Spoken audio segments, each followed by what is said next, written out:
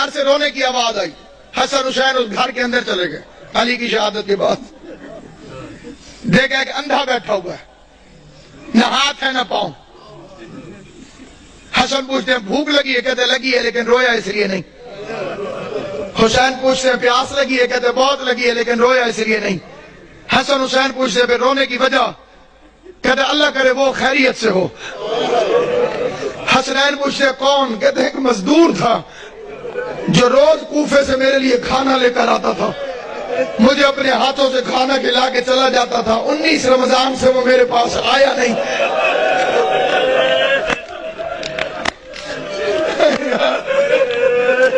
یا علی